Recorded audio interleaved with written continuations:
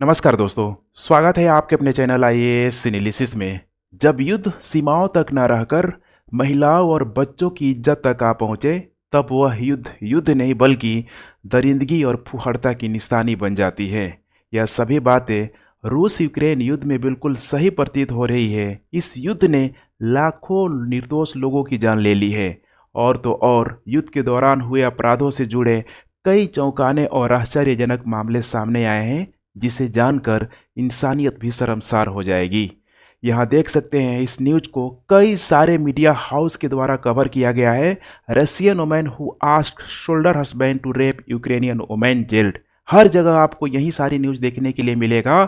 एक रशियन महिला जो युद्ध में गए अपने पति को यूक्रेनियन महिलाओं के साथ प्रोटेक्शन के साथ रेप करने के लिए मोटिवेट करती है और बोलती है, उसके बाद मुझे कुछ मत बताना। जानेंगे विस्तार से पूरा मामला क्या है। नए लोग हैं तो चैनल को सब्सक्राइब जरूर कर लीजिए। रूस यूक्रेन के बीच जारी जंग को लगभग 3 साल पूरे हो चुके हैं। इस जंग में अभी तक किसी भी एक देश की जीत सुनिश्चित नहीं हो पाई है। देखा जाए तो कई सारे रिपोर्टों के आधार पर इस युद्ध में 5 लाख से अधिक लोग मारे जा चुके हैं। 90,000 से अधिक हवाई हमले, 20,000 से अधिक बमबारी और प्रत्येक दिन लगभग 1500 लोगों की मौतें लगातार हो रही है। इस हालात में दोनों देशों के सैनिकों में रेप और बलात्कार जैसे संवेदनशील आरोप लगते रहे हैं। यूक्रेन का आरोप है कि रशियन सैनिकों द्वारा बलात्कार को युद्ध के हथियार के रूप में इस्तेमाल किया गया है। यूक्रेन के इस आरोप पर अंतर्राष्ट्रीय जांच आयोग ने जांच की प्रक्रिया शुरू की और जांच में पाया गया कि रशियन सैनिकों द्वारा यौन उत्पीड़न के जो शिकार हुए हैं, 4 साल से लेकर 80 साल तक के या फिर 80 साल से ज़्यादा उम्र तक के लोग यहाँ पे रशियन सैनिकों के उत्पीड़न शिकार हुए हैं। कई बार बच्चों और दूसरे पीड़ितों को भी क्रूर यौन अत्याचार देखने के लिए मजबूर किया गया है। इसीलिए कहा भी जाता है, जब बच्चों की मासूम आंखों को दरिंदगी का दृश्य देखने पर मजबूर किया जाए तो यह सिर्फ पाप नहीं है, बल्कि मानवता पर किया गया सबसे बड़ा अपराध होता है। क्या है मामला, सबसे पहले इसे आप लोग समझने की कोशिश कीजिए। सिक्योरिटी सर्विस ऑफ यूक्रेन ने अप्रैल 2022 में एक रशियन सैनिक और उसकी पत्नी के बीच फोन पर हुई बातचीत को इंटरसेप्ट कर उसका ऑडियो रिलीज किया।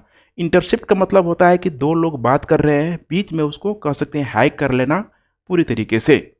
इसमें एक महिला द्वारा अपने ही सैनिक पति को यूक्रेनी महिलाओं के साथ रेप और बलात्कार करने के लिए उकसाते हुए सुना गया था।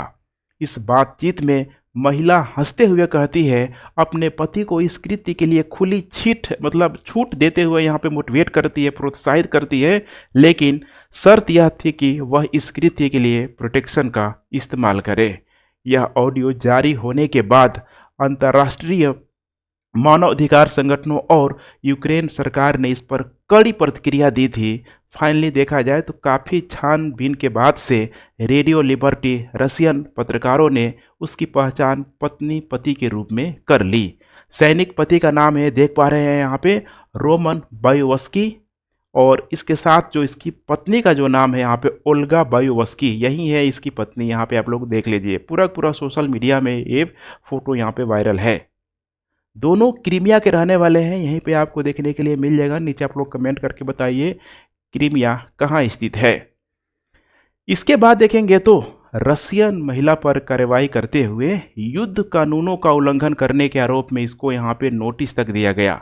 यूक्रेनी कानून प्रवर्तन अधिकारियों ने ओल्गा के खिलाफ, जो ये रशियन महिला है जिसका नाम है ओल्गा, इसके खिलाफ जांच शुरू की और दिसंबर 2022 में उस पर औपचारिक रूप से मामला दर्ज किया गया।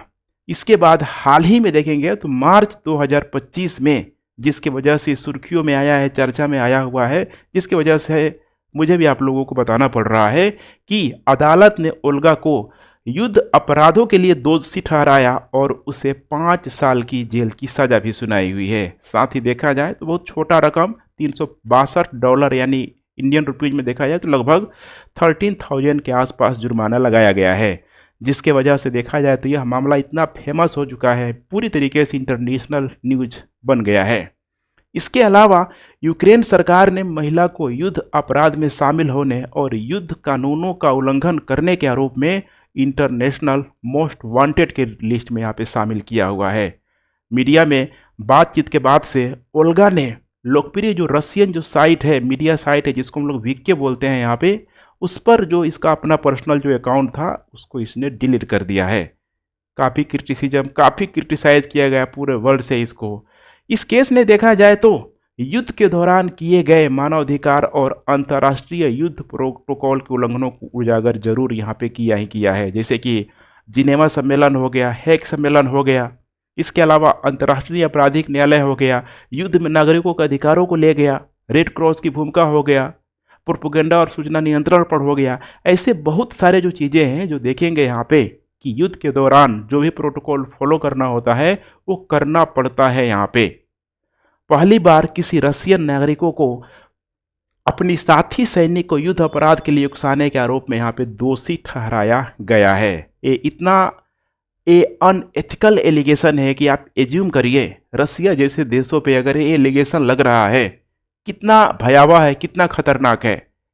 भले ही भारत का पड़ोसी देशों के साथ इतना देखा जाए तो नोकझोंक होता है, लेकिन इस तरह का जो एलिगेशन है आपको लगते हुए शायद ही कभी देखने के लिए मिला हो। अब मेरे ख्याल से, मेरी जानकारी में ऐसा कोई नहीं है। यह घटना देखा जाए तो युद्ध के दौरान यौन हिंसा के इस्तेमाल को लेकर गंभीर सवाल खड़ी करती है। साथ में देखा जाए तो यूक्रेन ने संदेश दिया कि वह युद्ध अपराधों के खिलाफ कड़ी कार्रवाई करने के लिए पूरी तरीके से प्रतिबद्ध है। तो इसमें आप लोगों की क्या ओपिनियन है? क्या युद्ध कानून है उसको फॉलो करना चाहिए कि नहीं करना चाहिए? क्या जो इथिकल जो वैल्यू है उसको यहाँ पे लागू करना चाहिए कि नहीं करना चाहिए? नीचे अपनी प्रतिक्रिया कमेंट के माध्यम से आप दे सकते हैं। Thanks for watching. जय हिंद।